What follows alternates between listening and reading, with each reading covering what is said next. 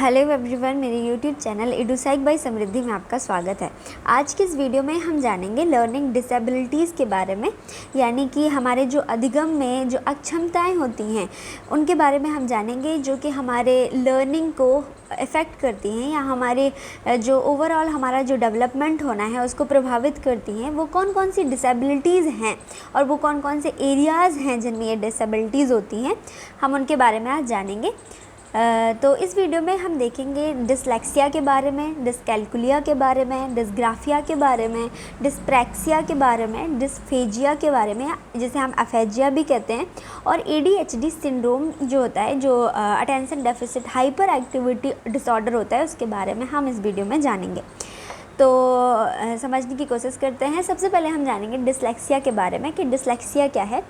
तो डिसलेक्सिया, तो ले से आपको याद रखना है लैंग्वेज रिलेटेड है ये डिसऑर्डर, यानी कि डिसलेक्सिया किससे रिलेटेड है? डिसलेक्सिया है लैंग्वेज रिलेटेड है, यानी कि ये एक न्यूरोलॉजिकल न्यूरोबायोलॉजिकल डिसऑर्डर है और deficit in phonological component of language, यानी कि जब हम लैंग्वेज पढ़ रहे होते हैं तो हम उसके फोनिक्स समझ रहे होते हैं। जैसे कि अगर कोई एक आकृति बनी हुई है, ऐसी कोई आकृति बनी है तो हम उसे A पढ़ रहे हैं, B की कोई आकृति बनी हुई है तो हम उसे B पढ़ रहे हैं, यानी कि हम साउंड को कैच कर रहे होते हैं। तो ये जो फोनोलॉजिकल कंपोनेंट है लैंग्वेज के, जो फोनिक्स होते हैं, उनको समझने में हमें दिक्कत होती है या हम उन लेटर्स को नहीं समझ पाते हैं, तो हम रीड नहीं कर पा रहे हैं जो लिखा हुआ है। हम रीड करेंगे, कैसे करेंगे? जब हम जो फोनिक हैं, जो साउंड्स हैं, जो वो आकृतियाँ लिखी हुई हैं, जो स्पेलिंग लिखी हुए हैं, उनको जब हम अंडरस्टैंड ही नहीं कर पाएंगे, जब हम कैच ही नहीं कर पाएंगे कि वो क्या साउंड क्रिएट कर रहा है या क्या साउंड दे रहा है वो वर्ड, तो हम कैसे पढ़ पाएंगे? तो कुल मिला के डिसलेक्सिया होता है, ये रीडिंग से रीडिंग इफ़ेक्ट करता है, यानी कि ये लैंग्वेज रिलेटेड है। इसमें हम इफ़ेक्ट होती है हमारी रीडिंग, हमारी राइटिंग, क्योंकि जब हम लिख नहीं पाए, जब हम पढ़ नहीं पाएंगे तो हम लिख भी नहीं पाएंगे। और फिर आता है हमारी स्पेलिंग्स, यानी स्पेलिंग्स हम कैसे पढ़ते हैं? स्पेलिंग्स हम साउंड को मिक्स करके पढ़ते हैं या साउंड को हम रिलेट करते हैं, फिर उसके बाद हम स्पेलिंग्स बनाते हैं। तो जब हम स्पेलिंग्स बनाते हैं तो हम अगर एक साउंड को नहीं समझ पा रहे हैं या एक वर्ड को नहीं समझ पा रहे, एक लेटर को नहीं समझ पा रहे, तो हम स्पेलिंग्स भी नहीं बना पाएंगे। तो इसमें क्या होता है, ये हमारा लैंग्वेज रिलेटेड है, ये हमारा इफेक्ट करता है रीडिंग को, यानी हम रीड अच्छे से नहीं कर पाएंगे, हम राइट अच्छे से नहीं कर पाएंगे, हम स्पेलिंग्स भी अच्छे से नहीं लिख पाएंगे और हम बोल भी नहीं पाएंगे। ठीक है, this is not related to intelligence. हमें ये समझना है कि हमारी इंटेलिजेंस से इससे संबंधित नहीं है। जो डिसलेक्सिया से जो बच्चा मान लीजिए ग्रसित है, वो हमारा एवरेज स्टूडेंट हो सकता है, वो हमारा अबव एवरेज स्टूडेंट भी हो सकता है, यानी कि ये हमारी इंटेलिजेंस को इफेक्ट नहीं करता है। इंटेलिजेंट बच्चा हो सकता है लेकिन वो साउंड थोड़ा नहीं समझ पा रहा है। इसमें क्या होती है? Slow reading. ऐसे बच्चे को अगर आप रीडिंग करने के लिए कहेंगे तो ये बच्चा बहुत स्लो रीडिंग करेगा, क्योंकि ये मिक्स नहीं कर पाता है लेटर को, और क्या करता है, ये मिक्सअप लेटर्स कर देता है। जैसे कि B अगर ऐसे लिखा हुआ है नीचे लेटर रिवील्स, यानी कि कन्फ्यूजिंग, B और D में बहुत कन्फ्यूज हो जाता है, यानी कि जो लेटर्स उनको मिक्स कर देता है। जैसे दंत शाह और तालु शाह में बहुत कन्फ्यूज हो जाता है कि स पढ़ना है इसको, ये श पढ़ना है इसको, तो ये लेटर्स को मिक्सअप कर देता है। यानी और छा, जैसे छाता वाला छा हुआ या छतरी वाला सा हो गया, छा हो गया, तो हम क्या करते हैं, इसमें साउंड्स हम अच्छे से प्रोनाउंस नहीं कर पाते हैं। और ऐसे जो बच्चे होते हैं वो अवॉइड करते हैं रीडिंग को, यानी कि उनको रीडिंग नहीं करनी है। ये बहुत एंग्जाइटी फील करते हैं जब इनसे कहा जाता है कि आप तेज़ तेज़ पढ़ो, क्योंकि ये साउंड कैच नहीं कर पा रहे हैं। तो ये क्या होता है, इनके लिए वोकेबलरी समझना, अल्फ़ाबेट्स समझना, अल्फ़ाबेट्स के साउंड समझने में इनको दिक्कत आती है। यानी कि डिसलेक्सिया हम बहुत अच्छे से समझ गए कि डिसलेक्सिया क्या है, लैंग्वेज रिलेटेड है, लैंग्वेज में भी फोनिक और साउंड से रिलेटेड है हमारा डिसलेक्सिया। ठीक है, ये डिसऑर्डर। इसके बाद आते हैं हम डिसकैल्कुलिया में। डिसकैल्कुलिया तो हम समझ जाते हैं, जैसे डिसलेक्सिया लैंग्वेज लेक्सिया, तो हम समझ गए कि डिसलेक्सिया लैंग्वेज रिलेटेड है। डिसकैल्कुलिया, कैलकुलिया में किससे रिलेटेड है? कैलकुलस, यानी कि कैलकुलेशन से रिलेटेड, यानी मैथ रिलेटेड है। अब ऐसा बच्चा क्या है, ऐसा बच्चा जिसको ये डिसऑर्डर है, वो बच्चा नंबर्स को नहीं समझ पाते, यानी कि इसके अंदर बहुत लेस अंडरस्टैंडिंग होती है नंबर्स को रिलेटेड, नंबर्स से रिलेटेड। ये बच्चे होते हैं वो स्ट्रगल फील करते हैं, या वो बहुत स्ट्रगल फील करते हैं। एडिशन इनको करने के लिए कह दिया जाता है या सब्सट्रैक्शन करने के लिए कह दिया जाता है। या जैसे कि हम जब हमें मान लीजिए 18 में हमें 9 को सब्सट्रैक्ट करना है, तो हम क्या करते हैं, कैरी लेनी होती है 18 से, क्योंकि 8 से तो 9 माइनस होएगा नहीं, तो हम 18 से 9 माइनस कर रहे होते हैं। तो हम क्या करते हैं, कि हम कैरी ले रहे होते हैं, और ये जो डिसऑर्डर है बच्चे को, वो कैरी समझ नहीं पाता है कि कैसे हमने लेटर से कैरी ले लिया। तो इनको एडिशन करने में जो बहुत माइनर चीज़ें होती हैं या बहुत बेसिक लेवल की जो प्रॉब्लम्स है, मैथ प्रॉब्लम्स है, उनको भी ये थोड़ा समझ नहीं पाते, यानी कि इनको ऐड करने में प्रॉब्लम होती है, सब्सट्रैक्ट करने में प्रॉब्लम होती है, मल्टीप्लिकेशन करने में प्रॉब्लम होती है।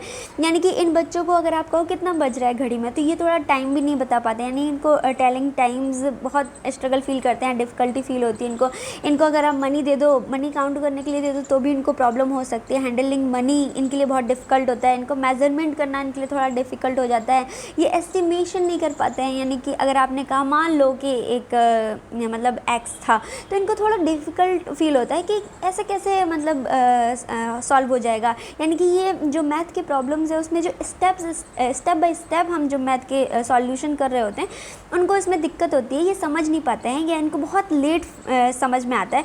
और ये जो क्या होता है, ये डायरेक्शंस में भी बहुत कंफ्यूज हो जाते हैं, लेफ़्ट क्या है, राइट क्या है, डायरेक्शंस में ऊपर क्या डायरेक्शन, नीचे क्या डायरेक्शन, ओरिएंटेशंस में बहुत प्रॉब्लम हो जाती है। तो ये हमारे डिस्कैलकुलिया है, यानी कि ये मैथ रिलेटेड है, और ऐसे बच्चे को नंबर्स में या पजल्स में बहुत दिक्कत होती है। और ये अधिकतर कोशिश करते हैं कि जो मैथ रिलेटेड टास्क हैं, जो मैथ के जो कॉन्सेप्ट्स हैं, जो फैक्ट है, उनको क्या करें, ये अवॉइड कर दें। यानी कि इनके लिए बढ़िया होता है अगर आप इनको पैसेज पढ़ा रहे होते हो, जैसे ही हम फिजिक्स के सवालों में आते हैं या क्वेश्चंस में आते हैं, तो इनको बड़ी डिफ़िकल्टी फील होने लग जाती है कि ये क्या नंबर्स आ गए और ये क्या फैक्ट चल रहा है, ये कौन सा फार्मूला चल रहा है, अर्थमेटिक्स, इनको बहुत बहुत प्रॉब्लम होती है। ये हमारे डिस्कैलकुलिया में आते हैं ऐसे बच्चे।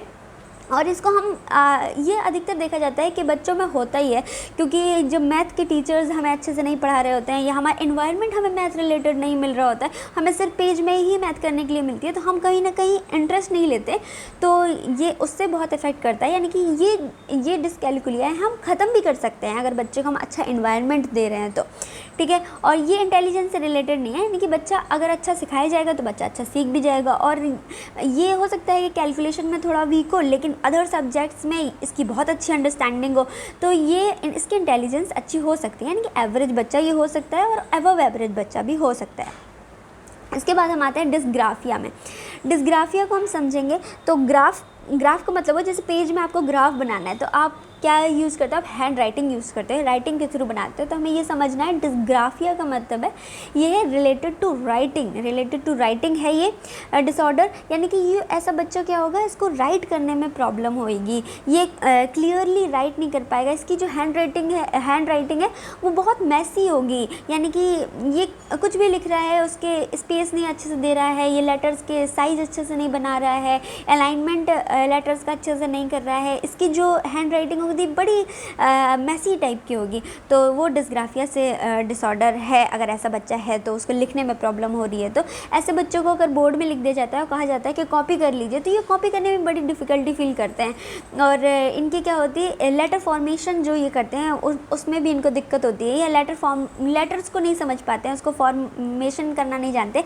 ऐसे बच्चों को अगर आप ओरली समझाओगे, ओरली क्वेश्चंस पूछोगे, तो बड़े इंटरेस्ट के साथ ये बोलेंगे भी, लेकिन जैसे ही आप इनको कहोगे अब लिख के दिखा दो या लिख दो या सवाल सॉल्व कर दो, तो इनको बड़ी प्रॉब्लम होगी। ऐसे जो बच्चे होते हैं इनको ड्राइंग करने में भी बड़ी डिफ़िकल्टी होती है, ये अवॉइड करते हैं, लिखने को अवॉइड करते हैं, और जो ड्राइंग को अवॉइड करते हैं, और मोटर कोऑर्डिनेशन जॉब करना है, मतलब हाथ का उपयोग करके पेन को पकड़ के लिखना है, तो इसको बहुत अवॉइड करते हैं ऐसे बच्चे। और इनको जो कैपिटलाइजेशन का जो रूल है कि ए बड़ा लिखना है एंड देन ए छोटा ऐसे लिखना है, आर बड़ा ऐसे लिखना है, इसमें उनको भी उसमें बहुत डिफ़िकल्टी फील होती है। और ऐसे बच्चे क्या करते हैं, मतलब प्रोनाउंस भी फिर अच्छे से नहीं कर पाते हैं, जब ये लेटर्स को लिख नहीं पाते हैं, तो ये हमारा डिस्ग्राफिया हो जाती है, रिलेटेड टू राइटिंग है डिस्ग्राफिया।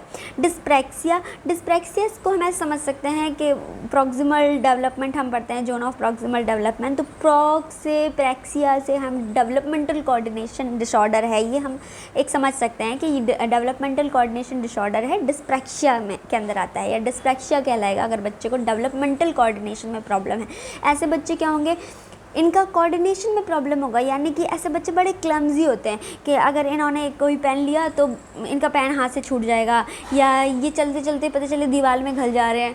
तो कुल मिला के ऐसे बच्चे क्या होते हैं, इनका कोऑर्डिनेशन जो है वो बड़ी दिक्कत होती है। ऐसे बच्चे को अगर बोलो आपके बॉल कैच करो तो इनको दिक्कत होती है, क्योंकि ये क्या करते हैं, ये हैंड और आई का जो इनका कोऑर्डिनेशन है बड़ा पुअर होता है, यानी कि ये कैच नहीं कर पाते, उनको इसमें डिफ़िकल्टी फील होती है। जब उनसे कहते हैं हैंड और आई का कोऑर्डिनेशन आपको अच्छे से बनाना है तो उसमें दिक्कत होती है। ऐसे बच्चे को क्या होता है कि फिजिकल चैलेंजेस आते हैं, यानी कि ये बच्चे ये कुल मिला के यह अफेक्ट करता है skill developmental coordination, movement planning, यानी कि मूवमेंट आपको कैसे करना है और ये वो अफेक्ट करता है। और एकेडमिक परफॉर्मेंस भी इससे अफेक्ट हो सकती है, क्योंकि बच्चा फिजिकल चैलेंजेस बहुत फील कर रहा है, बच्चा बहुत क्लमजी है, तो इसको ऑब्वियस सी बात है कि जब बच्चा मूवमेंट नहीं अच्छे से कर पा रहा है तो एकेडमिक परफॉर्मेंस पे तो असर पड़ेगा। स्ट्रगल इन टाइपिंग, इन बच्चों को बहुत स्ट्रगल फील होता है टाइपिंग करने में, शूलेस करने में और बटनिंग करने में, सीजर का उपयोग करने में, यानी कि ग्रॉस मोटर स्किल और फाइन मोटर स्किल को यूज़ करने में इनको बड़ी तकलीफ होती है। तो वो हमारे डिस्प्रैक्सिया आ जाता है। अगर बच्चे को डेवलपमेंटल कोऑर्डिनेशन में प्रॉब्लम है तो डिस्प्रैक्सिया कहलाता है। इसके बाद हम पढ़ लेते हैं अफेजिया क्या है।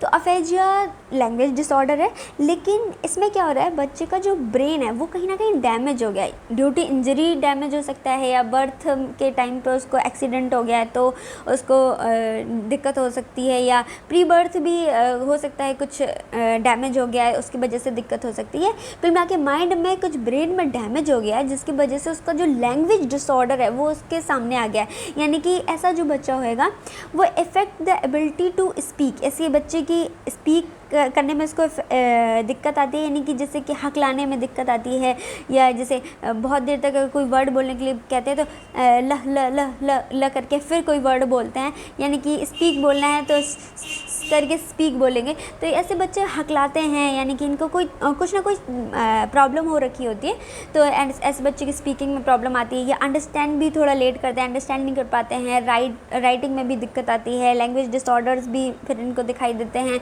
ऐसे बच्चे को कम्युनिकेशन डिफ़िकल्टी बहुत फील होती है, यानी कि ये कम्युनिकेट नहीं कर पाते, अपने जो भाव हैं उनको कह नहीं पाएंगे, और दूसरा अगर कुछ बोल रहा है तो उसको समझ नहीं पाएंगे, सुनाई तो देगा इनको पर थोड़ा समझ नहीं पाते हैं, या उनको बहुत लेट समझ में आता है। ऐसे बच्चे हेल्पफुल होगा अगर आप ऐसे बच्चों को थ्रू एक्सप्रेशन बढ़ाओ, रेदर देन जैसे कि आपने कुछ हैप्पी बढ़ाया तो आप बस हैप्पी बोल देंगे तो नहीं, हैप्पी तो मतलब एक्सप्रेशन बनाना होगा, हैप्पीनेस का एक्सप्रेशन बनाना होगा, सैडनेस का। तो ये ऐसे बच्चे होते हैं एक्सप्रेशन के से, गेस्चर से, टोन यानी कि टोन में आप पिच बदलो अपनी, तो कहते हैं तो ऐसे बच्चे हेल्पफुल फील करेंगे, यानी कि ये अच्छे से सीख पाएंगे। और इनका ये जो बच्चे होते हैं इनको जो कॉज़ होता है वो कॉज़ अगर हम समझ जाएं कि ये इनका कॉज़ है और इनको ये दिक्कत है, तो हम थेरेपीज़ देकर उनको रिकवरी कर सकते हैं। हम थेरेपीज़ दे सकते हैं, हम लैंग्वेज थेरेपी दे सकते हैं। ऐसे बच्चों से बार बार चीज़ों को प्रोनाउंस करने के लिए कहा जाता है, यानी कि वो एक अलग थेरेपी होती है, और उस थेरेपी के थ्रू हम अफेजिया को ख़त्म कर सकते हैं, या डिस्फेजिया भी इसको कहते हैं। अफेजिया को हम पूरी तरह से भी ख़त्म कर सकते हैं। लैंग्वेज डिसऑर्डर होता है, ये ब्रेन डैमेज की वजह से हो जाता है। इसके बाद आता है ADHD। ADHD कोई लर्निंग डिसऑर्डर नहीं है। लर्निंग डिसऑर्डर का मतलब है कि हमें लिखने में प्रॉब्लम हो रही है, हमें कुछ लर्न करने में प्रॉब्लम हो रही है, हमें समझने में प्रॉब्लम हो रही है। पर जो ADHD है वो एक सिंड्रोम है, attention deficit hyper activity syndrome. ऐसा जो बच्चों का बड़ा हाइपर एक्टिव होता है, ऐसे बच्चे अटेंशन नहीं दे पाते हैं, या एक जगह पे बैठने के लिए कहो तो बैठ नहीं पाते हैं। इनकी जो एक्टिविटीज़ हैं वो अनकंट्रोल्ड होती हैं, यानी कि ये जो डिसऑर्डर है ये न्यूरो डेवलपमेंटल डिसऑर्डर है। और ऐसे बच्चे को कोई लंबा टास्क करने के लिए कह दिया जाए, या सस्टेनेबल टास्क करने के लिए कह दिया जाए कि 1 घंटे आप कोई ये लेसन पढ़ना है, तो वो नहीं पढ़ पाएंगे। इनको छोटे छोटे टास्क में इनके जो एक्टिविटी है उसको बांटा जाता है, इनको शेड्यूल दिया जाता है कि आप 5 मिनट ये टास्क करें, उसके बाद आप ये टास्क करें। इनकी एक्टिविटीज़ को बदलना बहुत ज़रूरी है, इनको प्ले वे मेथड से पढ़ाना बहुत ज़रूरी है, इनको एक्शंस के थ्रू देना है। और ये क्या करते हैं, एक्शन के करने से पहले या कुछ करने से पहले ये थिंक नहीं कर पाते हैं, या और ये अगर कोई बात करें तो बहुत इंटरप्ट करते हैं, क्योंकि इनकी आदत है एक्टिविटी करना, कुछ ना कुछ बोलना, कहीं ना कहीं भागना, बैठ नहीं पाएंगे, अगर पेन दे दोगे तो पेन ही ऐसे ऐसे हिलाते रहेंगे। तो ये होता है ADHD सिंड्रोम में, और इसको भी हम ख़त्म कर सकते हैं, यानी कि हम इनको मेडिटेशन करना सिखाते हैं, हम बिहेवियरल थेरेपी करना सिखाते हैं, हम लाइफ स्टाइल में लाइफ को कैसे एडजस्टमेंट करना है, आपकी जो स्टाइल है या आपकी जो एक्शंस हैं थ्रू डे के पूरे जो एक्शंस हैं, तो उसको कैसे एडजस्ट करना है या उसको कैसे आप कंट्रोल में कर सकते हैं, उसके लिए हम इनको शेड्यूल बना कर देते हैं, या एजुकेशनल सपोर्ट भी दे सकते हैं। हम पेरेंट्स से भी बात करके इनको शेड्यूल करना दे सकते हैं, यानी कि हम इनके जो पूरा डे है समझ लीजिए, इनको छोटे छोटे स्लॉट्स में बांटने की कोशिश करते हैं, और फिर इनसे एक्टिविटी करने के लिए बोलते हैं और टास्क देते हैं, और टास्क कंप्लीट कर लें तो हम इनको बाहर खेलने जाने के लिए कहते हैं, क्योंकि ये एक एक्टिव बच्चा है, ये बाहर खेलेगा, प्ले वे मेथड इसका होगा। और ऐसे बच्चों को हम कहते हैं कि पेरेंट्स को कि शुगर आपको बहुत कम देनी है, क्योंकि शुगर जो है एक्टिविटी को, हाइपर एक्टिविटी को बहुत इम्बैलेंस कर सकता है। तो हम ऐसे बच्चों को